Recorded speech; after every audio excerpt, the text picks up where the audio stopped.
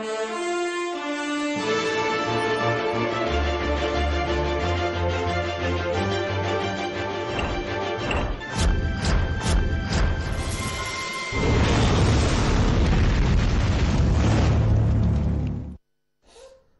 मी आशिष जाधव. हल्लाबोल मध्ये तुमचं स्वागत आहे. दिवसभरातल्या 3 महत्त्वाच्या बातम्या बघूया. पहिली बातमी आहे ती म्हणजे आज राफेलवरती सुप्रीम कोर्टानं पुरावा दाखल जी कागदपत्र याचिकाकर्त्यांनी दाखल केली होती ती ग्राह्य धरलेली आहे. एक सनसनीत चपराक मोदी सरकारला सुप्रीम कोर्टानं लगावलेली आहे. सरकार जे सांगत होतं की ही कागदपत्र गहाळ झालेली कागदपत्र आहे, राफेलची महत्वाची फाईल चोरीला गेलेली आहे, त्यातली ही कागदपत्र असू शकतात, अशा वेळी या कागदपत्रांवर तुम्ही विश्वास ठेवू नका. पण सुप्रीम कोर्टानं आज ही जी पुरावा दाखल याचिकाकर्ते प्रशांत भूषण यांनी दाखल केलेली कागदपत्र ग्राह्य मानलेली आहेत. ती कागदपत्र नुसती ग्राह्यच मानलेली नाही, तर सरकारलाही सांगितलेलं आहे की ही जर का पुराव्याची कागदपत्र असतील तर ती मोडीत काढता येणार नाही आणि म्हणून फेर विचार याचिकेमध्ये ही गहाळ पत्र जोडण्यास याचिकाकर्त्यांना सुप्रीम कोर्टानं परवानगी दिलेली आहे. पुढील जी सुनावणी आहे त्याबाबत सुप्रीम कोर्ट लवकर निर्णय घेणार आहे. या निमित्तानं राफेलच्या सौद्यात काहीतरी काळबेरा आहे यावरती एक प्रकारे शिक्कामोर्तब झालंय अशी टीका विरोधकांनी केलेली आहे. मोदी सरकार चांगलंच अडचणीत आलंय. आपली दुसरी बातमी आहे ती म्हणजे पंतप्रधान नरेंद्र मोदी यांचा बायोपिक म्हणजे त्यांच्या जीवनचरित्रावरती जो चित्रपट आलाय पीएम नरेंद्र मोदी, या चित्रपटाचं प्रदर्शन निवडणूक आयोगानं रोखलेलं आहे.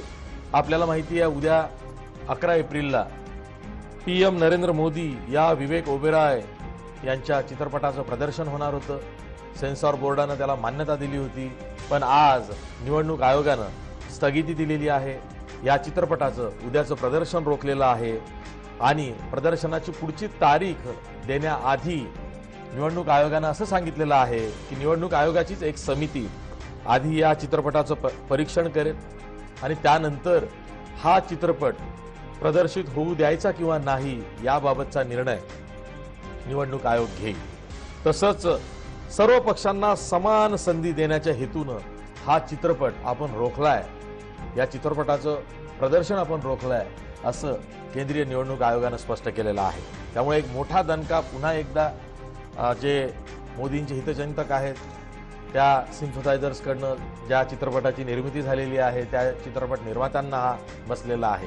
आपली तिसरी बातमी आहे ती म्हणजे काँग्रेस अध्यक्ष राहुल गांधी यांनी वायनाड पाठोपाठ त्यांचा पारंपरिक मतदारसंघ अमेठीतून सुद्धा आपला दुसरा अर्ज भरलेला आहे. ते वायनाड बरोबर अमेठीतून निवडणूक लढवणार आहेत. 2 ठिकाणाहून ते निवडणूक लढवत आहेत. त्यामुळे चर्चा अशी आहे जर का दोन्ही ठिकाणी निवडणूक अंती राहुल गांधी जिंकले तर मग नेमका कुठला मतदारसंघ सोडतील. जर का ते वायनाड मधूनच कायम राहायचं, जसा निर्णय हा पंतप्रधान नरेंद्र मोदींनी 2014 मध्ये घेतला होता, बडोद्याचा मतदारसंघ त्यांनी सोडला होता, जर का वायनाड हा मतदारसंघ राहुल गांधींना कायम ठेवायचा असेल पुढे तर मग अमेठी मतदारसंघ सोडणार का? आणि अमेठीमध्ये जर का पोटनिवडणूक पुढे लागली तर तिथून प्रियंका गांधी लोकसभेवर जातील का अशी चर्चा या निमित्तानं आतापासूनच सुरू झालेली आहे. पण आज जो दुसरा उमेदवारी अर्ज अमेठीतून भरलाय तिथं आता इंटरेस्टिंग बॅटल आहे. भाजपच्या स्मृती इराणी विरुद्ध काँग्रेसचे राहुल गांधी. राहुल गांधींचं आव्हान किती मोठं आहे हे स्मृती इराणीच्या विरोधावरनं आपल्याला स्पष्ट होणार आहे. सध्या स्मृती इराणी सुद्धा राहुल गांधी काही बोलले की लागलीच पत्रकार परिषद घेतात, तू मय करण्याचा प्रयत्न करतात, पण राहुल गांधी काही केल्या स्मृती इराणींना उत्तर देत नाही. त्यामुळं टीव्हीच्या पडद्यावर कधीही स्मृती इराणी विरुद्ध राहुल गांधी अशी लढत दिसत नाही. पण आता प्रत्यक्ष अमेठीत ती बॅटल ग्राउंडवर म्हणजे निवडणुकीत दिसणार आहे. आपण या बातम्या सविस्तरपणे बघणारच आहोत. पण या कार्यक्रमाच्या उत्तरार्धात नंदुरबार हा जो मतदारसंघ आहे एकेकाळी काँग्रेसचा बालेकिल्ला म्हणजे काय तर माणिकराव गावित हे काँग्रेसचे माजी खासदार तब्बल सलग 9 वेळा नंदुरबार मधून निवडून आले होते. पण गेल्या वेळेस 2014 मध्ये मात्र विजयकुमार गावित यांची कन्या डॉक्टर हिना गावित हिनं भाजपची उमेदवारी घेऊन माणिकराव गावितांचा पराभव केला होता आणि तेव्हापासून मग हा जो मतदारसंघ आहे इथे काँग्रेसची परंपरा मोडीत निघू शकते, उलटफेर होऊ शकते असा प्रत्यय आल्यानंतर हा मतदारसंघ देशव्यापी चर्चेत झालेला आहे। त्यामुळे या मतदारसंघाची सुद्धा आपण चर्चा करणार आहोत, पण ती ब्रेक नंतर। आधी वळूया सविस्तर बातम्यांकडे। आपली पहिली बातमी आहे ती म्हणजे राफेल सौद्याची। राफेलमध्ये घोटाळा झालाय, तो काय झालाय याबाबतचं एक जय महाराष्ट्र न्यूजनं आढावा घेतलेलं विशेष असा हा वृत्तांत आहे, तो आधी बघा।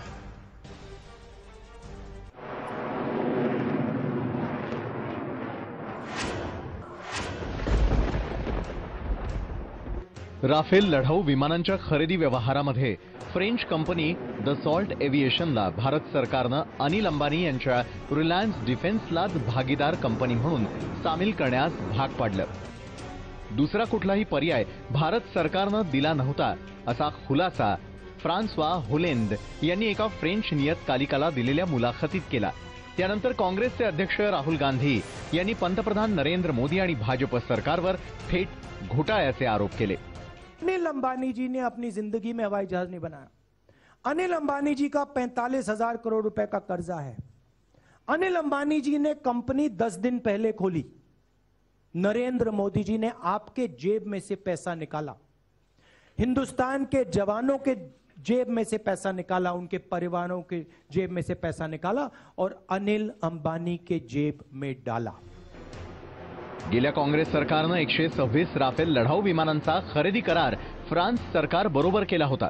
तेव्हा दसॉल्ट एव्हिएशन कंपनी बरोबर हिंदुस्तान एरोनॉटिक्स लिमिटेड ही भारत सरकारची कंपनी राफेल विमानांची निर्मिती करणार होती।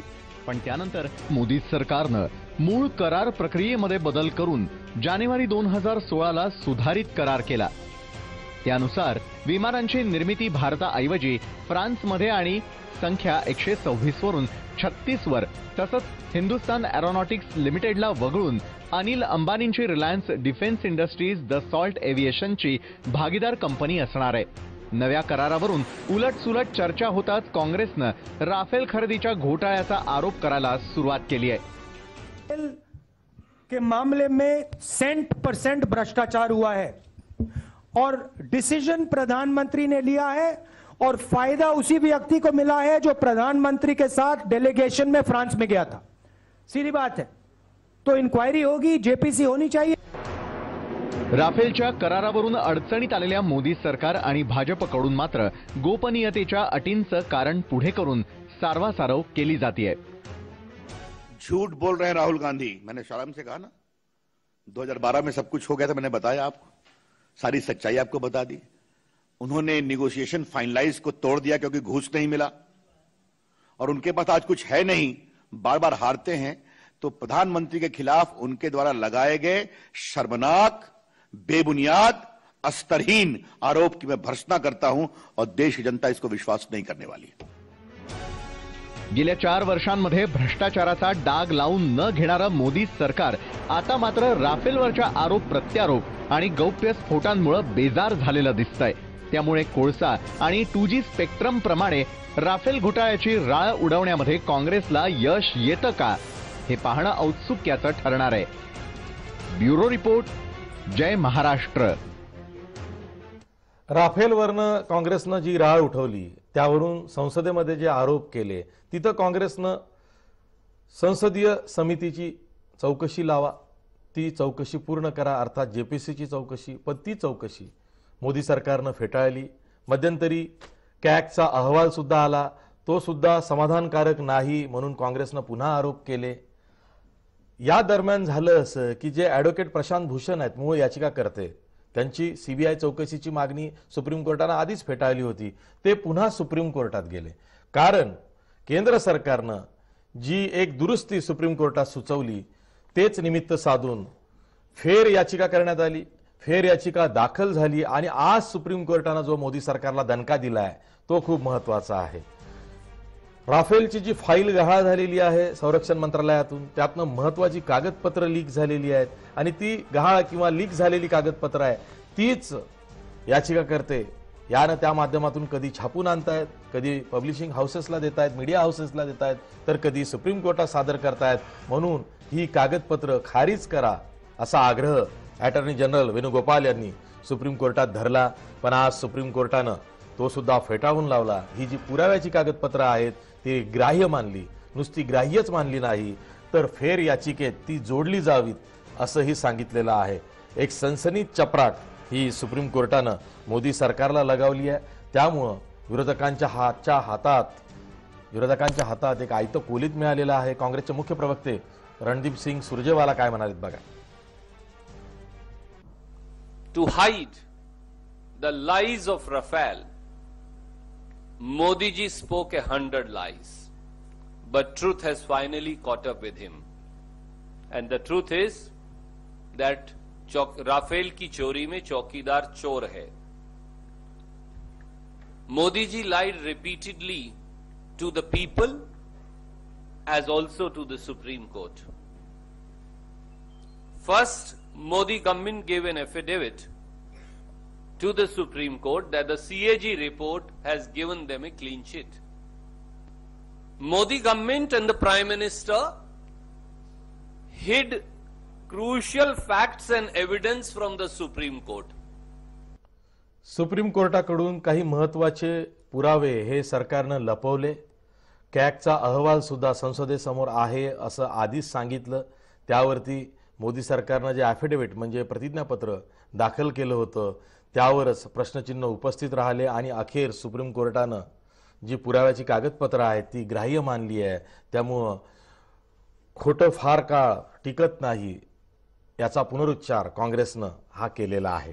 यावरती काँग्रेसला उत्तर म्हणून देशाच्या संरक्षण मंत्री भाजप नेत्या निर्मला सीतारामन काय म्हणाल्यात बघा. These documents will have to be placed when the review is taken up by the court. That's all has been the matter today.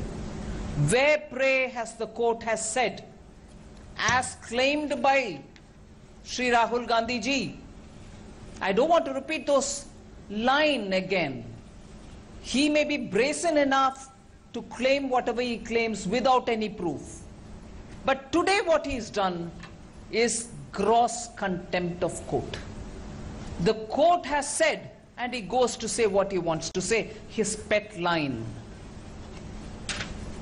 And again, the pet theory, somebody has given 30,000 crores to somebody. He says, इस बात को SC ने मान लिया है. कहाँ माना जी? आप पत्रकार, वरिष्ठ पत्रकार मेरे सामने बैठे हुए हैं. प्लीज बोलिए, आज सुप्रीम कोर्ट में कहीं ऐसे बात आया है क्या? इस देश को जो व्यक्ति खुद जमानत पर है ऐसे गुमराह करने का अधिकार किसने दिया इनको? राफेलवरनं बरेच आरोप प्रत्यारोप वाद प्रतिवाद होणार आहे हे स्पष्ट आहे. कारण काँग्रेसनं आपला प्रचारच या थीमवरती या संकल्पनेवर केलेला आहे की चौकीदार चोर आहे. आणि दुसरीकडे भाजप सुद्धा म्हणते मैं भी चौकीदार.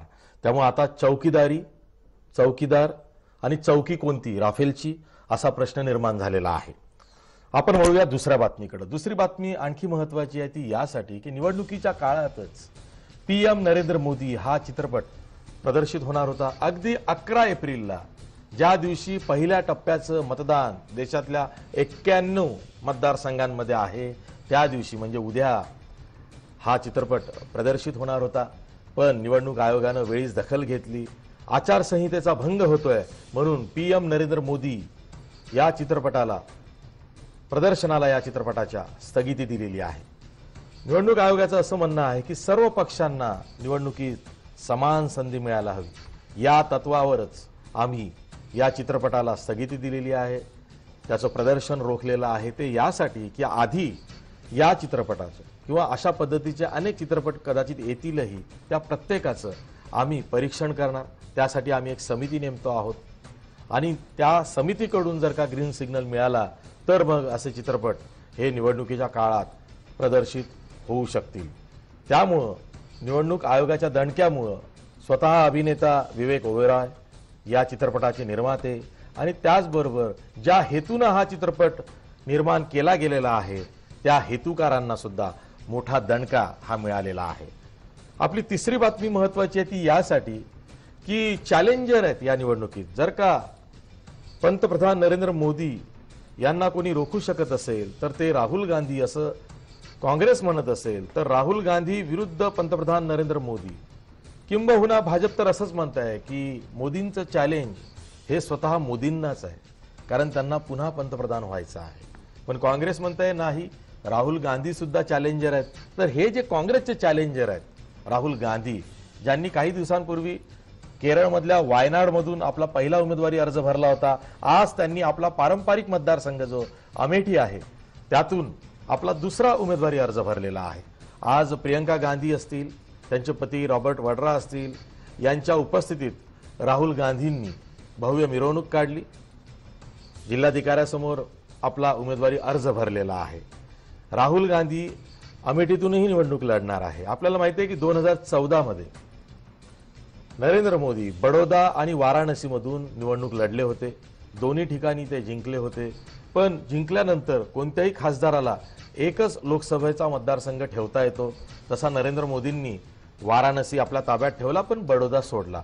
आता राहुल गांधी जर का दोन्ही मतदारसंघांमधून म्हणजे वायनाड आणि अमेठीतून निवडून आले तर कोणता मतदारसंघ ठेवतील? चर्चा अशी आहे की राहुल गांधी वायनाडचा मतदारसंघ हा पुढच्या राजकारणाच्या दृष्टीने कायम ठेवतील आणि अमेठीला जी पोटनिवडणूक राहुल गांधींनी अमेठीचा दावा सोडल्यानंतर लागेल तिथे कदाचित प्रियंका गांधी या उभ्या राहतील. म्हणजे सोनिया गांधी रायबरेलीतून, राहुल गांधी वायनाडमधून, प्रियंका गांधी ह्या अमेठीतून लोकसभेवरती जाऊ शकतील. पुन्हा तोच घराणेशाहीचा विषय येतो. कोण किती ठिकाणून उभा राहतो, तो कशासाठी राहतो आणि त्याचा वारसदार मग कोण कुठून उभा येतो आणि कुठून निवडून जातो यावरच घराणेशाही टिकून असते. इथे तर घराणेशाहीच्या वारसदारांची लढाई आहे.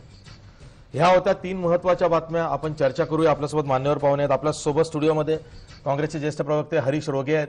त्याचबरोबर आपल्यासोबत भाजपचे प्रवक्ते विश्वास पाठक आहेत. याशिवाय आपल्यासोबत राजकीय अभ्यासक स्तंभलेखक श्रीरंजन आवटे आहेत. मी सुरुवातीला श्रीरंजन आवटे यांच्याकडे जातो. याचं कारण असं आहे की मला उत्सुकता आहे ती नरेंद्र मोदी जो चित्रपट आहे, पीएम नरेंद्र मोदी त्याविषयी. कारण हा चित्रपट उद्या आला असता, माझ्यासारख्या पत्रकारांनी सुद्धा तो बघितला असता की त्यात नेमकं काय दिलेलं आहे, बातमीसाठी काही मसाला सापडतोय का.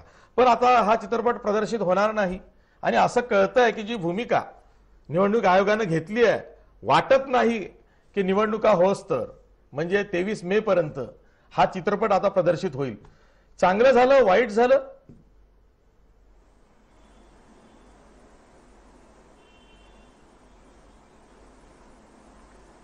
नमस्कार आशिषजी.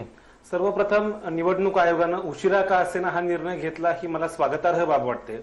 आपण पाहिलं तर गेल्या वर्षभरामध्ये आणि किंबहुना गेल्या 6 महिन्यांमध्ये राजकीय प्रपोगंडा असणारे जवळपास 10च्या आसपास सिनेमे आलेले होते आणि एक प्रचार करण्याचा तो एक भाग आहे. सांस्कृतिक भुयारातून एक प्रचार जो होत असतो, मला वाटतं त्यासाठी हे एक महत्वाचं माध्यम आहे आणि त्यामुळे त्याचा वापर हे विविध राजकीय पक्ष करतायत. त्याबद्दल काही आक्षेप असण्याचं कारण नाही. पण अगदी निवडणूक उद्यावरती आलेली असताना, तोंडावरती आलेली असताना जाणीवपूर्वक स्वतःच्या जीवनावरचा एक जो चरित्रपट आहे आणि तो लोकांपर्यंत पोहोचला पाहिजे आणि त्याच्यामधून एक राजकीय मत घडलं पाहिजे, अशा प्रकारची ही योजना होती. आणि आपण जर पाहिलं आशिषजी तर याच्यामध्ये 3 महत्वाच्या संस्था होत्या. म्हणजे CBFC, central board of film certification, CBFC, supreme court आणि निवडणूक आयोग. तर काल सुप्रीम कोर्ट असं म्हटलं होतं की आमचा काही आक्षेप नाही, आम्ही हे पिटिशन त्यांनी दाखल करून घेतली नव्हती आणि त्यांनी असं म्हटलं की हा नॉन इश्यू आहे कारण सीबीएफसीची याला परवानगी मिळालेली नाहीये. मग नंतर सीबीएफसीने याला परवानगी दिली आणि अखेरीस अगदी आता उद्या फिल्म रिलीज होणार तेव्हा निवडणूक आयोग असं म्हणालं की लेव्हल प्लेइंग फील्ड असलं पाहिजे, सर्वांना समान संधी असली पाहिजे आणि म्हणून आम्ही या सिनेमावरती बॅन आणतो आहोत. मला वाटतं उशिरा का असेना निवडणूक आयोगाने ही जी कारवाई केलेली आहे, हा जो निर्णय घेतलेला आहे हा अत्यंत महत्वाचा आहे. याच्यासह मला आणखीन एक मुद्दा मांडायचा तो असा की कालच्या सभेमध्ये नरेंद्र मोदींनी जे आवाहन केलं की तुम्ही आठवा जे जवान शहीद झाले त्यांचं हौतात्म्य आठवा आणि त्यांच्यासाठी मला मतदान करा. आता या प्रकारचं जे आवाहन आहे हे खरं म्हणजे आचारसंहितेचा भंग आहे. अशा प्रकारच्या विधानावर सुद्धा निवडणूक आयोगाने कारवाई केली पाहिजे असं मला वाटतं. निवडणूक आयोग निष्पक्ष आहे किंवा नाही अशी एक शंका निर्माण व्हावी, त्याच्यावरती एक शंकेचं एक गडद सावली अशी आहे. अशा वेळेस मला वाटतं की निवडणूक आयोगानं सक्रियरित्या काही भूमिका घेतली पाहिजे. आता त्यांनी या बायोपिकच्या संदर्भाने जी भूमिका घेतली आहे ती नक्कीच स्वागतार्ह आहे, कारण त्याचा ट्रेलर जे आपण आशिष जी पाहिला तो युट्यूबवरती प्रसिद्ध झालेला आहे आणि त्यामध्ये अक्षरशः मोदींची ज्या प्रकारची इमेज आहे, म्हणजे त्याच्यामध्ये गोध्रा हत्याकांडावरचा एक प्रसंग आहे आणि त्यामध्ये मोदी रडतायत, मोदी मेरा गुजरात जल रहा है असं म्हणतायत, ते वाचवत आहेत, अशा प्रकारचं एक चित्र आहे जे वस्तुस्थितीला पूर्णतः विसंगत आहे. आणि विशेषतः दुसऱ्या दिवशी आपल्याला माहिती आहे अक्षरशः म्हणजे 11 तारखेलाच करणं, म्हणजे उद्याच पहिल्या फेज मधलं मतदान आहे, अशा वेळेस तो सिनेमा रिलीज करणं हा आचारसंहितेचा भंग आहे. 2014च्या वेळेस सुद्धा आपल्याला माहिती आहे की मोदींनी या प्रकारचा भंग केलेला होता. त्यांनी त्याच वेळेस रॅली काढलेली होती. आता गंमत अशी आहे की सोशल मीडिया आणि इलेक्ट्रॉनिक मीडियामुळे एका भागामध्ये जरी निवडणूक असली तरी त्याच्यावरती इफेक्ट जो आहे तो दुसऱ्या भागातल्या प्रचारातही होत असतो. या सगळ्याचा विचार करून मोदी मला वाटतं की आचारसंहितेचा भंग करत आपला प्रचार करण्याचा प्रयत्न करतात आणि ही बाब अत्यंत निषेधार्ह अशा स्वरूपाची आहे. निवडणूक आयोगाच्या संदर्भाने त्यांनी याच्या अगोदरही आपल्याला माहिती आहे हिमाचल प्रदेश आणि याच्या संदर्भातल्या ज्या तारखा होत्या गुजरात, त्यावेळेस या प्रकारचा प्रकार घडलेला होता की त्यांना काही घोषणा करायच्या होत्या म्हणून त्यांनी निवडणुकीची जी घोषणा करण्याची तारीख आहे ती पुढे ढकलली होती. आता या प्रकारचा गैरवापर जो आहे तो मला वाटतं अत्यंत निषेधार्ह आहे. भारतातली जी लोकशाही टिकून आहे त्याच्यामध्ये निवडणूक आयोगाचं खूप मोठं योगदान आहे, कारण मुक्त आणि खुल्या वातावरणातल्या निवडणुका पार पडल्या तरच इथली लोकशाही टिकून राहू शकते. आणि आपल्याकडे काही गैरप्रकार घडत असतीलही पण बाय अँड लार्ज मोठ्या प्रमाणावरती व्यापक चित्र जर आपण पाहिलं तर ह्या निवडणुका चांगल्या प्रकारे पार पडतात, कारण निवडणूक आयोग निष्पक्ष पद्धतीने वागतो. आज प्रथमच निवडणूक आयोगाच्या भूमिकेवरती प्रश्नचिन्ह निर्माण होत आहे आणि म्हणून त्यांनी जी भूमिका घेतली ती मला वाटतं की स्वागतार्ह आहे. त्यातून लोकांना निवडणूक आयोगाची विश्वास निवडणूक आयोगाचा विषय निघालेला आहे. निवडणूक आयोगाचं तारतम्य हा एक मोठा विषय यावेळेस चर्चेत आहे. मी जातोय विश्वास पाठक यांच्याकडे. विश्वास पाठक, हे बघा, सत्तेत आपण आहोत, सरकारी यंत्रणा आपण कशी वापरतो यावरती विरोधक टीका करतात, आरोप करतात, हे सगळं ठीक आहे, पण तरी सुद्धा निवडणूक आयोग हे घटनादत्त स्वायत्त अशी संस्था आहे. अशा वेळी निवडणूक आयोगानं सुद्धा समान नीती नियम कायदे संकेत हे सर्वांसाठी समान ठेवावेत, पण तसं दिसत नाही. ज्या पद्धतीनं निवडणूक आयोगावरती टीका होते आणि ते वारंवार दिसतंय, म्हणजे कालच्या लातूरच्या सभेत नरेंद्र मोदींनी ज्या पद्धतीने जवानांच्या सन्मानार्थ किंवा शहीदांच्या हौतात्म्य प्रित्यर्थ तुम्ही आपलं पहिलं मत 9 मतदारांनी भाजपला द्या असं आवाहन करणं हे योग्य वाटतं?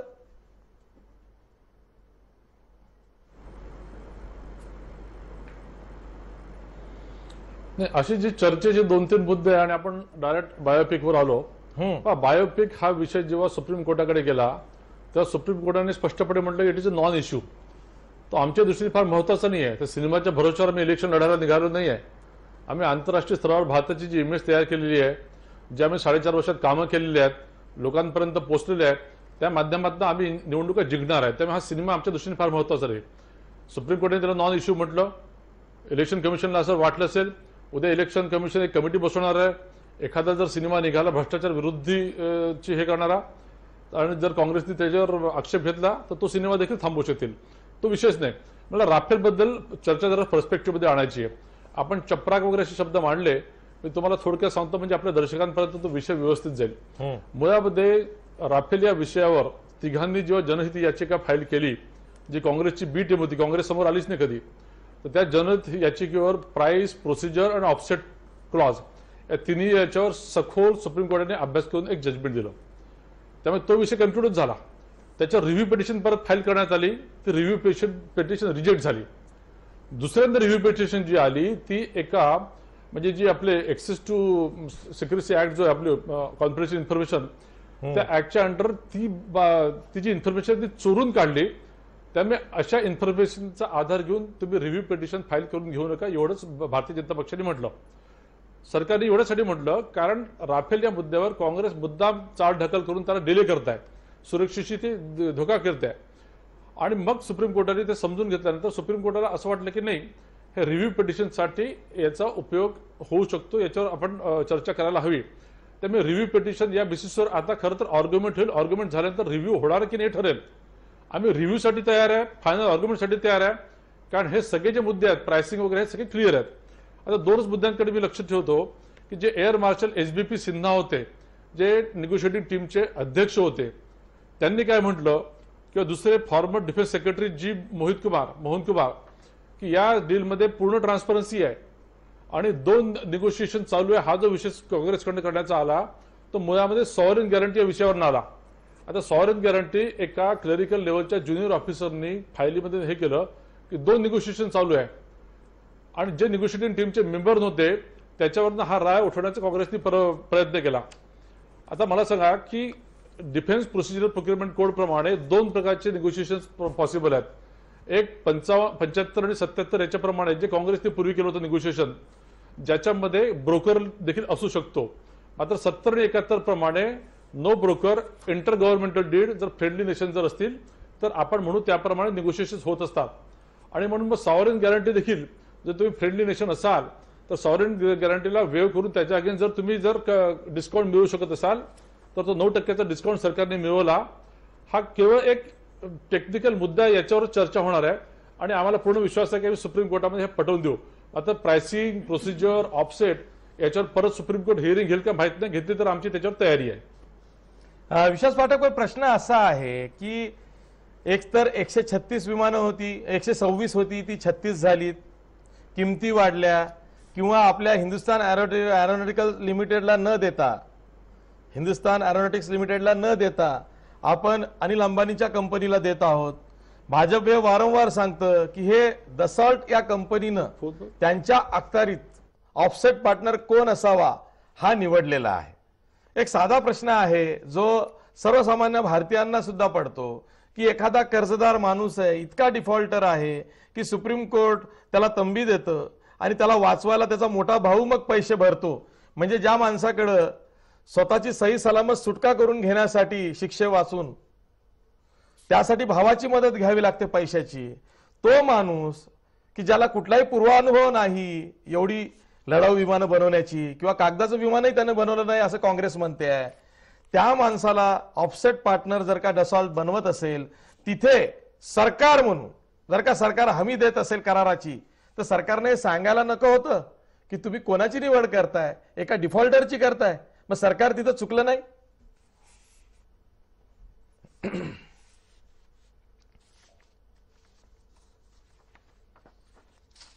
विश्वास पाठक यांचा आवाज किंवा त्यांच्याशी संपर्क आपला तुटलेला आहे, मी पुन्हा जाणार आहे.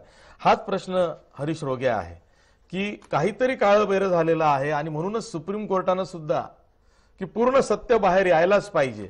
कारण सुप्रीम कोर्टानं जो पहिला निर्णय दिला होता जेव्हा सीबीआय चौकशीची मागणी पूर्णपणे फेटाळली होती तेव्हा सुप्रीम कोर्ट असं म्हणालं होतं की किमतीच्या बाबत आम्ही फारसा हस्तक्षेप करणार नाही, कारण सरकारनं जी काही कागदपत्र आमच्या समोर ठेवलेली आहे त्यामुळे ही जी खरेदी प्रक्रिया आहे त्याबाबत आम्ही समाधानी आहोत किंवा आमच्या काही लिमिटेशन्स आहेत, आम्ही त्यात पडू इच्छित नाही, कारण देश हिताचं देशाच्या संरक्षणाची बाब आहे. म्हणून सुप्रीम कोर्टही फारसं पुढे गेलं नाही. पण नंतर लक्षात आलं की सुप्रीम कोर्टासमोर ज्या फॅक्ट्स ठेवल्या गेल्या त्यामध्ये खास करून कॅगचा उल्लेख करून पार्लमेंटरी अफेअर्स कमिटी समोर आम्ही काय काय ठेवलं हे सांगून तो उल्लेख चुकीचा झाला हे जेव्हा त्या पार्लमेंटरी अफेअर्स कमिटीचे किंवा पब्लिक अकाउंट्स कमिटीचे जे अध्यक्ष आहेत मल्लिकार्जुन खरगे यांनी पत्रकार परिषदेत सांगितलं, मग दुसऱ्या दिवशी मोदी सरकारनं सुप्रीम कोर्टात ॲफिडेव्हिट सादर केलं की होय आम्हाला थोडीशी दुरुस्ती सुचवायची आहे. आणि तिथं ती दुरुस्ती सुप्रीम कोर्टातच माती मारली की तुम्हीच ग्रामर समजण्यात चूक केलेली आहे, त्याचं इंटरप्रिटेशन चुकलंय. पण आता सुप्रीम कोर्टानं मात्र जे म्हटलेलं आहे की ही जी गहाळ झालेली कागदपत्र आहेत ही फेर याचिकेत जोडा, या गहाळ कागदपत्रांच्या आधारे ही केस आता पुन्हा स्टँड होऊ शकते. हिची पुढची सुनावणी कशी करायची, कधी करायची यावर आम्ही लवकरच निर्णय घेऊ. हा मोदी सरकारला दणका नाही तर काय? नाही, पहिल्या प्रथम मगाशी एक प्रश्न आपण विश्वास पाठकांना विचारला होता, त्याने तो डायव्हर्ट केला कि शहीदों की शहादत याद रखो और मुझे वोट दो, भारतीय जनता पार्टी को वोट दो. हे बरोबर आहे का? हे आचारसंहितेमध्ये बसतं का? हे आपण प्रश्न विश्वास पाठकांना विचारला, त्याचं त्याने उत्तर दिलं नाही. एवढंच नव्हे तर ते योगी तर म्हणतात की आमची भारतीय सेना म्हणजे ही मोदी सेना आहे, कळलं का नाही? हे सगळं काय चाललेलं आहे? याच्याबद्दलची कळलं का नाही उत्तरं जी आहेत ती सत्तारूढ पक्षाने द्यायला पाहिजे का नाही. एका माणसाचा उदो म्हणजे किती करायचा. अहो त्या रेल्वेमधून आम्ही जायला लागलो तर त्या कॅटरिंगवाल्याचा कप देतो त्याच्यावरती सुद्धा मै चौकीदार हूं आणि त्याच्यावरती मोदी साहेबांचा फोटो, एअर इंडियाच्या तिकिटावरती त्यांचा फोटो, रेल्वेचं तिकीट काढलं तर त्याच्यावरती त्यांचा फोटो. हे म्हणजे काय चाललं आहे कळलं का नाही. आम्ही लोकशाही राज्यामध्ये चाललो आहोत की हिटलरची हुकुमशाही आमच्या देशामध्ये प्रस्थापित झालेली आहे. ह्याचं उत्तर जे आहे ते विश्वास पाठक साहेबांनी द्यायला पाहिजे. आणि आता दुसरा प्रश्न राहिला राफेलचा. आता एकच प्रश्न आहे, सगळ्या ज्या गोष्टी ज्या आहेत त्या आपण या ठिकाणी आणलेल्या आहेत समोर कळलं का. त्यामुळे मी त्याचे पुनरुच्चार करत नाही. एकच गोष्ट आहे, आपण मंडळीने बोफोर्सवरती काँग्रेसला झोडण्याचा प्रयत्न जवळजवळ 20 वर्ष केलात. 20 वर्ष तुम्ही त्याच्यावरती राजकारण केलं. त्याच्यामध्ये राजीव गांधींना जेवढं बदनाम करता येईल, काँग्रेस पक्षाला जेवढं बदनाम करता येईल तेवढं आपण केलं. मनमोहन सिंगाला त्या स्कॅमवर याच्यावरती स्पेक्ट्रमवरती कोळशावरती कशावरती तुम्ही बदनाम करण्याचा प्रयत्न केलात. आणि या सगळ्याचा शेवटी आपणच सांगितलं ना की त्याच्यामध्ये जॉईंट पार्लमेंटरी कमिटी निर्माण झाली पाहिजे. बोफोर्सच्या बाबतीमध्ये ती झाली आणि या सगळ्याचा परिणाम हे बोफोर्स असेल, कोलगेट असेल किंवा स्पेक्ट्रम असेल, या सगळ्याचे जे निर्णय आहेत ते संविधानिक संस्थांच्याकडून आलेले आहेत आणि त्याच्यामध्ये काही झालेलं नाही हे स्पष्टपणे उघड झालेलं असताना सुद्धा आपण ठोकण्याचा प्रयत्न करत असता, काँग्रेस पक्षाला लोकांना संभ्रमित करण्याचा प्रयत्न करीत असता. खरोखरच आपण राफेलमध्ये कुठला गुन्हा केला नाही, कुठली चोरी केली नाही. तुम्ही जर काही त्या अनिल अंबानी जो मोडीत निघालेला आहे, दिवाळखोरीत निघालेला आहे, त्याला तुम्ही फेवर केलं नाही असं जर तुम्हाला वाटत असेल तर आमची मागणी आहे, देशाची मागणी आहे की सार्वजनिक भौम जी संस्था आहे पार्लमेंट, त्या पार्लमेंटची जेपीसी त्या ठिकाणी गठीत करा आणि एकदा होऊन जाऊ दे ना. ठीक आहे. तुम्ही त्या ठिकाणी सुप्रीम कोर्टाने सुद्धा या सौद्यामध्ये काहीतरी असं नक्कीच आहे की ही जी गहाळ झालेली कागदपत्र पुराव्याची आहेत हे मानून ती फेर याचिकेत जोडायला सांगितलेली आहे. म्हणजे केस पुन्हा स्टँड झालेली आहे. अशा वेळी ही चपराक नाही, हा दणका नाही, हा धक्का नाही मोदी सरकारला तर काय आहे. जेपीसी मान्य झाली नाही, कॅगचा अहवालावर सुद्धा विरोधक प्रश्नचिन्ह उपस्थित करतायत. सुप्रीम कोर्टाने सुद्धा आता फेर याचिका दाखल करून घेतली, या पुढची सुनावणी लावण्याचा विचार केलेला आहे. अशा वेळी राफेलवरून सरकार अडचणीत आलंच नाही असं कसं म्हणता येईल.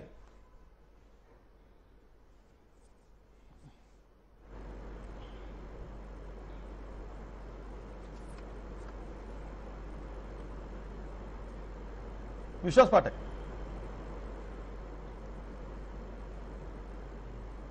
विश्वास पाठक यांना आवाज जात नाहीये. बघा की परत काय आपले आजच्या तुमच्या चर्चेचं पॅटर्न सॉरी टू से आपण 3 विषय घेतले मात्र चर्चा 32कडे भरकटत आहे.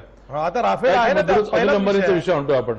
मला सांगा की ऑफसेटची ही जी प्रोसिजर आहे, मी काँग्रेसचे अध्यक्ष ऐका ना, ऑफसेटची जी प्रोसिजर आहे, जो प्रकार आहे हा सुप्रीम कोर्टाच्या जजमेंट पासून तर सर्वांनी आणि विशेषतः राहुल गांधींनी वाचून घ्यावा. ऑफसेटच्या क्लॉज प्रमाणे भारतामध्ये जो ऑफसेट पार्टनर हा विमान बनवणार नाहीये. आपण 18 फ्लाय अवे कंडिशन एअरक्राफ्ट घेणार आहे, आपण तयार एअरक्राफ्ट घेणार आहे. ऑफसेटचा कन्सेप्ट काय मुळामध्ये की भारतात आपण जे काही एक्सपोर्ट करतो त्याच्या इम्पोर्ट करतो, भारतात जे काही आपण इम्पोर्ट करतो त्याच्या अर्ध्या किमतीचं एक्सपोर्ट होणं आवश्यक आहे. आणि that export can in any form. आणि असे जवळजवळ 18 पार्टनर्स आहेत. त्यामुळे रिलायन्स काही डसॉल्ट त्याच्यासोबत विमान बनवणार नाहीये, आपण ऑफ द शेल्फ तयारच विमान घेणार आहे. हा मूळ मुद्दा समजून घेतला, तो सुप्रीम कोर्टाने समजून घेतला आहे. त्यामुळे तो चर्चा जेव्हा सुप्रीम कोर्टामध्ये येईल आम्ही तिथे विषय मांडू. आज जो रिव्ह्यूचा विषय आलेला आहे ते केवळ हा जो कागद आहे जो चोरून आणलेला आहे हा सिक्रेसी ऍक्टचा भंग असल्यामुळे त्याला वॉइड ऍप इनिशिओ म्हणजे तुम्ही खारिज करा अशी आमची मागणी होती. सुप्रीम कोर्टाने म्हटलं नाही, आम्ही ते बघू, बघितल्यानंतर रिव्ह्यू पिटिशन घ्यायचे की नाही हा निर्णय होईल.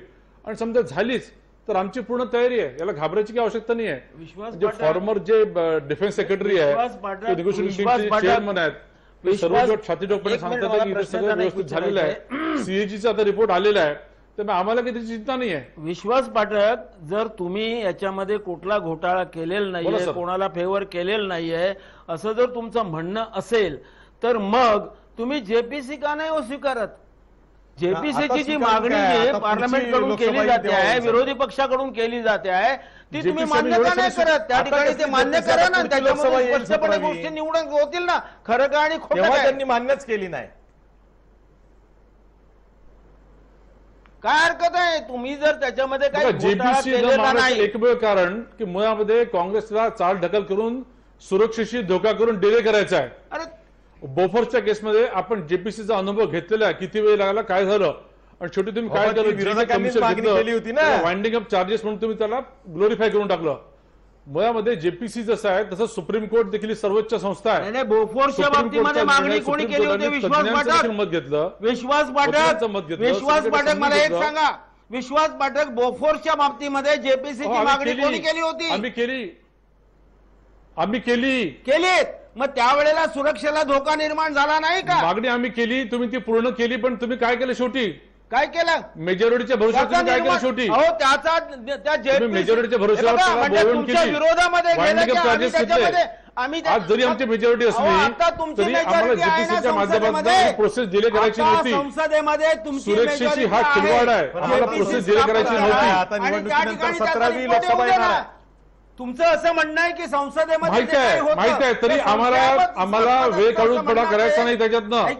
ऐका तुमचं असं म्हणणं आहे की त्यावेळेला आमची मेजॉरिटी होती म्हणून तो जेपीसीचा जेपीसीच्या माध्यमातून विरोधाला विरोध करून डिले प्रॅक्टिस केल्या असत्या. मेजॉरिटी देशाच्या सुरक्षेशी खिलवाड करणारे लोक निर्माण करा आणि त्याचा रिपोर्ट तुमच्या बाजूने आणा, पण निर्माण करा ना. ह्याचं उत्तर काय तुमच्याकडे? तरी आम्ही जेपीसी करत नाही, कारण आम्ही प्रामाणिक आहे. जेपीसीच्या माध्यमातून असे विषय करार असतो. 2004 पासून डिले केले, 6 वर्षामध्ये वाढवली नाही. 17व्या लोकसभेत नक्की बघूया. ठीक आहे, मी शेवटी श्रीरंजन आवटे यांच्याकडे जातो. श्रीरंजन आवटे, अगदी थोडक्यात मला ब्रेक घ्यायचा आहे आणि ब्रेक नंतर नंदुरबार या मतदारसंघावर चर्चा करायची आहे. राफेलचं जे प्रकरण आता सुप्रीम कोर्टात आलेलं आहे आणि सुप्रीम कोर्टानं जी आज भूमिका मांडलेली आहे, एक प्रकारे हे प्रकरण पुन्हा चर्चेत येईल. राहुल गांधीच्या प्रचाराला पुन्हा बळ मिळालं असं दिसतंय, एक तटस्थ मतदार म्हणून विचार केला तर.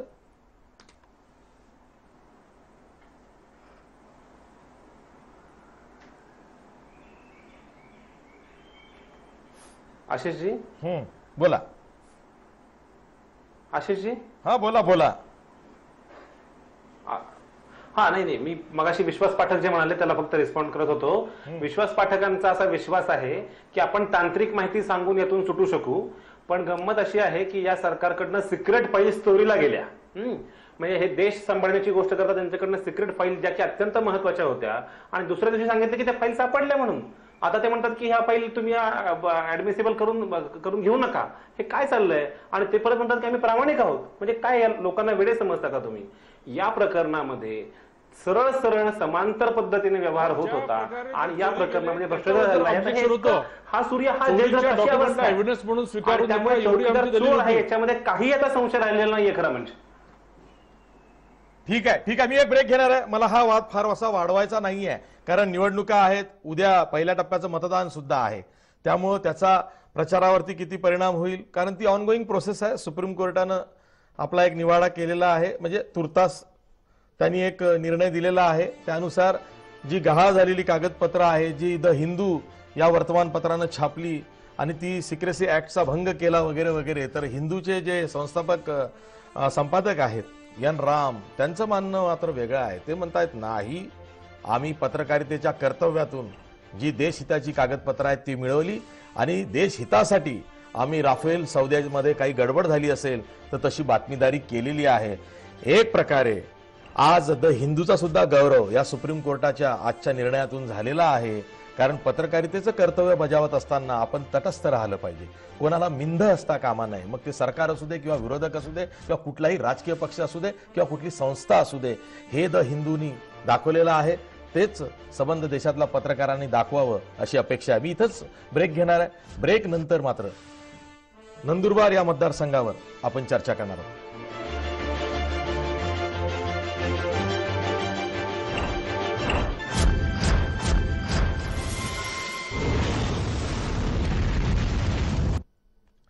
नमस्कार, पुन्हा ब्रेक नंतर. ही नंदुरबार हा जो मतदारसंघ आहे, सध्या जे विद्यमान खासदार आहेत भाजपच्या हिना गावित यांच्या समोर काँग्रेसनं एक लोकप्रिय आमदार तिथलेच अक्कलकुवाचे केसी पडवी यांना उमेदवारी दिलेली आहे आणि त्यामुळं नंदुरबारची यंदाची चुरस ही खूप इंटरेस्टिंग आहे. कारण गेल्या वेळेस हिना गावित यांनी तब्बल सलग 9 वेळा निवडून आलेल्या काँग्रेसच्या माणिकराव गावित यांचा पराभव केला होता. देशात मोठी बातमी झाली होती. म्हणजे निकाल लागला त्या दिवशी नंदुरबारमध्ये माणिकराव गावितांचा पराभव करणारी मुलगी कोण हे आकर्षण देशभरात निर्माण झालं होतं. पण आता पुन्हा काँग्रेस बाजी मारेल की काय अशी परिस्थिती नंदुरबारमध्ये उद्भवेल का हीच चर्चा आहे. बघा एक वृत्तांत.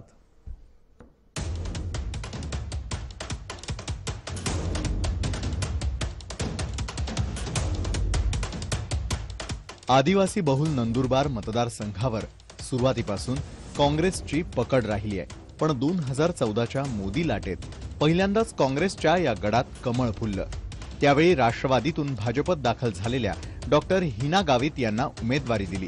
त्यांनी काँग्रेसचे सलग 9 वेळेचे खासदार माणिकराव गावित यांचा सुमारे 1.25 लाख मतांनी पराभव केला. पुढे विधानसभा निवडणुकीत मात्र मोदी लाटेचा परिणाम फारसा जाणवला नाही. नंदुरबार लोकसभा मतदारसंघातील विधानसभेच्या 6 पैकी 4 जागा काँग्रेसनं काबीज केल्या.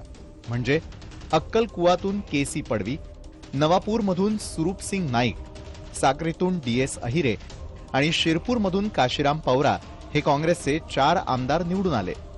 तर शहाद्यातून उदयसिंह पडवी आणि नंदुरबारमधून डॉक्टर विजयकुमार गावित हे भाजपचे आमदार निवडून आले. यंदा मात्र राजकीय परिस्थिती फारच वेगळी आहे. नंदुरबार मतदारसंघावरती पुन्हा पकड मिळवण्यासाठी काँग्रेसनं कंबर कसलेली असतानाच भाजपनंही जागा कायम ठेवण्यासाठी बरीच मेहनत घेतली आहे. त्यामुळेच भाजपच्या डॉक्टर हिना गावित यांच्यासमोर काँग्रेसनं यंदा आमदार केसी पडवी यांना उमेदवारी दिली आहे. सुमारे 18 लाख मतदारसंख्या असलेल्या नंदुरबार मतदारसंघात तब्बल 62% आदिवासी मतदार असून 25% तरुण मतदार आहेत. त्यामुळे रोजगार, स्थलांतर, कुपोषण, आरोग्य आणि सिंचन अशा महत्वाच्या समस्यांवरती नेमका प्रचार करण्यावरती काँग्रेस आणि भाजपमध्ये स्पर्धा लागली आहे. त्यामुळे नंदुरबारमध्ये कांटे की टक्कर होणार हे स्पष्ट दिसतंय. व्हिडिओ जर्नलिस्ट मंगेश बेंडलसह कल्पेश मोरे, जय महाराष्ट्र न्यूज, नंदुरबार. आमचे स्थानिक प्रतिनिधी नाशिकचे किरण गोटूर यांनी नंदुरबारमधल्या मतदारांशी सुद्धा बातचीत केली. त्यांचं म्हणणं काय आहे ते जाणून घेतलं. बघा. महाराष्ट्रातलं एक महत्त्वाचं मतदारसंघ म्हणजे नंदुरबार लोकसभा मतदारसंघ आहे. या संपूर्ण मतदारसंघामध्ये मागच्या 5 वर्षामध्ये भाजपच्या खासदारांनी जे कामं केलेली आहेत त्या कामावरती इथले लोक आनंदी आहेत का हे आपण विचारूयात. मागच्या ज्या 5 वर्षामध्ये जे कामं झालेलं आहे त्याच्याबद्दल आम्ही जो तरुण वर्ग आहे या जिल्ह्यातला तो बिलकुलही आनंदित नाही. कारण की बघा, मागील 5 वर्षामध्ये पाहिजे तशा प्रमाणात एकही नोकर भरती झालेली नाही. त्यामुळे काय आहे की जो काही तरुण वर्ग आहे जो मागील 2-3 वर्षामध्ये जो म्हणजे ज्यांनी डिग्री घेतलेल्या होत्या वेगवेगळ्या क्षेत्रामध्ये त्यांना आतापर्यंत कोणतेही म्हणजे चांगल्या प्रमाणात भरती झालेली नसल्यामुळे त्यांनी नोकरी लागली नाही, कोणतेही कामं मिळाली नाही. त्यामुळे बेरोजगारी हा एक सर्वात मोठा प्रश्न आहे. त्यामुळे तरुण वर्ग नाखुश आहेत. गेल्या 70 वर्षापासून जे काँग्रेसने जे काही कामे केलेले आहेत या नंदुरबार जिल्ह्यामध्ये माननीय डॉक्टर हिना गावित यांचं अतिशय सुंदर कामं केलेले आहेत. या नंदुरबार शहरामध्ये, नंदुरबार जिल्ह्यामध्ये संपूर्ण पहाडी भाग आहेत. इकडे दडगाव आहे, इकडे पहाडी भाग आहेत. 100% योजना राबवलेल्या आहेत. आणि जे आरोप लावतात हे काँग्रेसवाले की वो कांदे रस्त्यात फेकून देतात की दूर रस्त्यात फेकून हेच लोक करतात, हे सर्व रस्त्यामध्ये फेकायचे आणि हे भाजपला हे बदनामी करण्यासाठी आज क्षेत्रात येत असतात. काही कामं झालेली आहेत. काही नागरिकांचं असं म्हणणं आहे खरं तर राज्यामध्ये सत्ता भाजपचं आहे, केंद्रामध्ये सत्ता भाजपचं आहे, इथे भाजपचे खासदार आहेत. ज्या अपेक्षाप्रमाणे कामं इथं होणं गरजेचं होतं असे कामं झालेले आहेत का? निश्चितपणाने डॉक्टर हिनाताई गावित जेव्हापासून या नंदुरबार जिल्ह्याच्या खासदार झाल्यात आणि एक खासदार म्हणून ते लोकसभेमध्ये जे प्रतिनिधित्व करत आहेत ते अतिशय सुंदररित्या त्या नंदुरबार जिल्ह्याचं प्रतिनिधित्व करत आहेत. मागील ज्या 50 वर्षापासून आमच्या नंदुरबार जिल्हा लोकसभा मतदारसंघाचे जे खासदार होते ते अबोल खासदार होते. कामं तसं पाहायला गेलं तर कागदावर भरपूर आहेत, पण प्रत्यक्षात कधी पाहिलं तर ते आता जसं ग्राम सडक योजनेच्या बाबतीत आता 4 दिवसापासून रोज मोठमोठ्या पेपरांना ज्या जिल्ह्याच्या दैनिक आहेत त्याच्यावर एक हेडिंग येते की जे प्रधानमंत्री रोडच्या बाबतीत जो मोठा प्रचंड भ्रष्टाचार झाला, म्हणजे रोडच नाहीये पण बिलं अदा करण्यात आलेली आहेत, तिथं बोर्ड लावण्यात आलेले आहेत. तर ह्या साऱ्या गोष्टीचा देखील राज्यकर्त्यांनी विसर पडलेला आहे. नंदुरबारला तुम्ही आलात आता तर नंदुरबारला इथं टोल नाके होते. हिंदुस्थानात कुठेच नाही. 8 टोल नाके होते, ज्या 8 टोलवरनं तुम्ही एंट्री करतात. जे 2 उड्डाण पूल 17 कोटीचे बनवले होते. 2 मिली भगत या गव्हर्नमेंटने काय आयडिया केली की सर्व कॉन्ट्रॅक्टरशी हितगुज करून ते 39 कोटीपर्यंत नेलेत. अपेक्षित जो विकास होणं गरजेचं होतं ते झालं नाहीये असं काही नागरिकांचं म्हणणं आहे. माझ्यासोबत आणखीन काही लोक आहेत. गेल्या 40 वर्षापासून इथं काँग्रेसची सत्ता होती. तर या 40 वर्षामध्ये जे विकासाचे कामं झालेली होते तर त्याच्यात म्हणजे असं कुठलंच असं विकासाचे कामं दिसले नाही आम्हाला. पण या 4.5 वर्षामध्ये तर आम्ही खूप म्हणजे असं स्वतःला समाधानी समजतो की आम्हाला इतक्या चांगल्या खासदार लाभल्या की त्यांनी पाणी असो, लाईट असो किंवा म्हणजे सगळ्यात महत्त्वाचं शेतकऱ्याच्या प्रश्नांवरती त्यांनी खूप मोठं म्हणजे लक्ष घातलेलं आहे. एखादी समस्या सोडवण्यासाठी तिचा पायंडा पाडणं जरुरी. जर 9 वर्ष एकच खासदार होता त्याने केलेलं नाही, अशी कंपॅरिझन जर पाहिली ना तर रेल्वेचा प्रश्न असेल जो खासदारांनी सोडवला. इथं ज्या 9 वर्षापासून एक खासदार होते ते या जिल्ह्यातली यांनी वृक्षतोड केली, याच सरकारने वृक्ष लावले. म्हणजे एकीकडे निसर्ग असो, देशाचा प्रश्न असो का रोजगाराचा प्रश्न असो, येणारा 9 वेळा आम्ही वोटिंग केलेलं आहे. 9 वेळा एका पक्षाला वोटिंग केलं, हे त्या काँग्रेस पक्षाचा खासदार आला, परंतु तो 9 वेळा फोल ठरला. तर अशी ही सगळी परिस्थिती आहे. काही लोकांचं म्हणणं आहे की कामं एकूणच झालेलं आहेत आणि काही लोकांचं म्हणणं आहे की कामं झालेली नाही आहेत. त्यामुळे आता पुढच्या लोकसभा निवडणुकामध्ये हे सगळे नागरिक कुणाला निवडून देतात हे खरं तर बघणं महत्वाचं असणार आहे. मी किरण गोठूर, जय महाराष्ट्र न्यूज, नंदुरबार. ठीक आहे, आपल्यासोबत हरीश रोगे आहेत, काँग्रेसचे ज्येष्ठ प्रवक्ते आहेत. हरीश रोगे, माणिकराव गावित तब्बल 9 वेळा नंदुरबारवरून काँग्रेसचे खासदार म्हणून लोकसभेवरती गेले, पण गेली निवडणूक ते हरले. आता हिना गावित आल्या. त्यांचे वडील विजयकुमार गावित हे राष्ट्रवादीचे नेते होते, पण ते भाजपमध्ये आले आणि हिना गावितही भाजपमध्ये त्यानिमित्तानं आल्या, त्या उमेदवार झाल्या, निवडून आल्या. आता तुम्ही केसी पडवी हे जे अक्कलकुवाचे आमदार आहेत त्यांना उमेदवारी दिलेली आहे. काँग्रेस पक्ष काय विचार करतो की इतका जो बालेकिल्ला स्ट्रॉंग होता, अभेद्य किल्ला होता, तो भेदला गेला. आता पुन्हा जिंकायचं असेल तर खूप मेहनत करायची. आणि जी आता मतदारांच्या प्रतिक्रिया आपण ऐकल्या त्यावरून वाटत नाही की काँग्रेसला हा गड पुन्हा आपला काबीज करता येईल. नाही, आता ज्या तुम्ही काही प्रतिक्रिया दाखवल्यात अशा प्रतिक्रिया मी रोज टीव्हीच्या वेगवेगळ्या चॅनलवरती मी पाहत असतो. ताई धरून आणलेली मंडळी, भारतीय जनता पक्षाची एक स्टाईल आहे की आपण मंडळी गेलात की त्या ठिकाणी आपलीच माणसं जमवायची आणि मग त्यांच्यामधून जी प्रतिक्रिया येणार ती कशी येणार याची कल्पना आपण पण करू शकतो. सत्तेत कार्यकर्ते मीडिया दिसले की येतात जवळ. सत्तेमध्ये असल्या तुमचे सगळे कार्यकर्ते कुठेतरी कोपऱ्यात काहीतरी तुम्ही निवडणुका आल्या की एकत्र होता. आमचे कार्यकर्ते जे आहेत ते अशा प्रकारची शोबाजी वगैरे करत नाही. आणि आपण जे सांगितलं की त्या ठिकाणी 9 वेळेला काँग्रेस पक्षाचा उमेदवार निवडून आला होता आणि 2014 मध्ये काँग्रेस पक्षाचा तिथे पराभव झाला, याचं काही नवल नाहीये ना. संपूर्ण देशामध्ये एक लाट होती, अच्छे दिन आएगे, सबका साथ और सबका विकास वगैरे वगैरे ज्या घोषणा होत्या. लोकांना वाटलं खरोखरच काहीतरी नवीन काहीतरी ह्या देशामध्ये घडेल असं त्या लोकांना दिसलं. आता गेल्या 5 वर्षामध्ये काय झालं, आता एक कार्यकर्ता त्या ठिकाणी एक जो मतदार सांगत होता की म्हणजे गेल्या 40-45 वर्षामध्ये जेवढा बेरोजगारीचा दर नव्हता त्याच्यापेक्षा अधिक आज आपल्याला दिसतो आहे. म्हणजे जवळजवळ 40 वर्षापूर्वी 2% आज तो 7.1 वरती जाऊन पोहोचलेला आहे. कळलं का नाही. त्यामुळे एक सर्वसामान्य माणसाचा जो भ्रमनिरास झालेला आहे त्या भ्रमनिरासामधून जे काही परिणाम यायचे ते आपल्याला दिसतील. या ठिकाणी एक सांगतो की त्या ठिकाणी 62% जवळजवळ आदिवासी समाज आहे. आता ज्या आपण प्रतिक्रिया घेतल्या त्याच्यामध्ये त्या आदिवासी समाजामधला कोणी मला प्रतिनिधी दिसला नाही. उच्चभ्रू समाजामधले ते तिथे सगळी मंडळी होती, त्याने आपल्या प्रतिक्रिया दिल्या. मी एवढंच सांगेन की त्या ठिकाणी काँग्रेस पक्षाचा जो आहे मतदार जो आहे तो वर्षानुवर्ष काँग्रेस पक्षाच्या पाठून आहे. गावित जे होते आमचे माणिकराव गावित, हा जमिनीशी जोडलेला माणूस होता, सर्वसामान्य कार्यकर्त्याशी सर्वसामान्य माणसाशी जोडला गेलेला असा तो माणूस होता आणि म्हणूनच त्याला 9 वेळेला त्यांनी लोकांनी निवडून दिलेलं होतं. त्या ठिकाणी आज नरेंद्र मोदी आणि भारतीय जनता पक्षाकडून ज्याप्रमाणे पैशाचा, ताकदीचा आणि जुमलेबाजीचा प्रयोग केला जातो अशा प्रकारचे प्रयोग हे माणिकराव गावित गाविताने कधी केले नाहीत किंवा काँग्रेस पक्षाने केले नाही. एकच मी आपल्याला सांगतो की काँग्रेस पक्षाचा जो कार्यकर्ता जो तळागाळामध्ये आहे तो काँग्रेस पक्षाच्या पाठी उभा राहील. काँग्रेस पक्षाला दुसऱ्या RSS सारख्या संघटनांची गरज घेण्याची वेळ अजूनपर्यंत ठीक आहे. काँग्रेसनं 2-3 उमेदवार आयात केलेले आहेत, ते सुद्धा शिवसेनेकडून केलेले आहेत. हिंगोलीमध्ये सुभाष वानखेडे केले आहेत, त्यानंतर चंद्रपूरमध्ये बाळू धानोरकर केलेले आहेत. त्यामुळे आपण त्यावर नको बोलूया. आता आयाराम गयाराम विषयी काहीच बोलू नको. तुम्ही तर बोलूच नका. लागली तुम्ही असं बोललात की दुसऱ्या मिनिटाला काँग्रेसमध्ये मी त्याबद्दल ठीक आहे. चला विश्वास पाठकांकडे जाऊ दे, माझा वेळ संपलाय. विश्वास पाठक, हिना गावित एक तरुण खासदार आहेत. ज्या प्रतिक्रिया मतदारांच्या आलेल्या आहेत त्यावरनं त्या कार्य प्रचूर आहेत, म्हणजे त्यांचं कार्य चांगलं आहे, कामगिरी खरंच चांगली आहे. म्हणजे नंदुरबारमध्ये अनेकांच्या रिॲक्शन्स ह्या अशाच येत आहेत.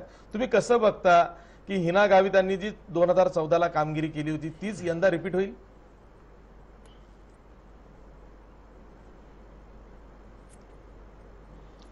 नक्कीच 2014 पर्यंत काँग्रेसचे खासदार 9 वेळा तिथे होते.